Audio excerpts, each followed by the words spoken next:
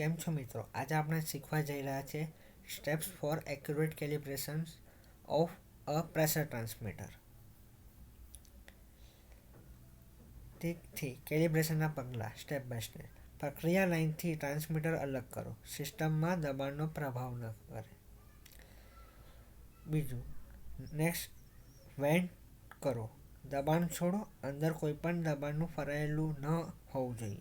Next, certified pressure કેલિબ્રેટર જોડો, જે જાણીતા દબાણ મૂલ્યો આપવા માટે સક્ષમ છે. નેક્સ્ટ, 0%, 50%, 100% દબાણ મૂલ્યો લગાવો, જેમને એસ-બાઉન્ડ ટેસ્ટ કહેવાય છે. નેક્સ્ટ, દરેક પોઈન્ટ આઉટપુટ તપાસો. ટ્રાન્સમીટર બતાવવું દબાણ સાચું છે કે નહીં. Next, zero and span adjust કરો. જો રીડિંગ ખોટું આવે તો સુધારો. નેક્સ્ટ, ફરી ટેસ્ટ કરો. Repeat test. સુધાર્યા પછી રીડિંગ સ્થિર છે કે નહીં તે જુઓ. નેક્સ્ટ, પ્રોસેસ સાથે ફરી જોડો અને રેકોર્ડ અપડેટ કરો.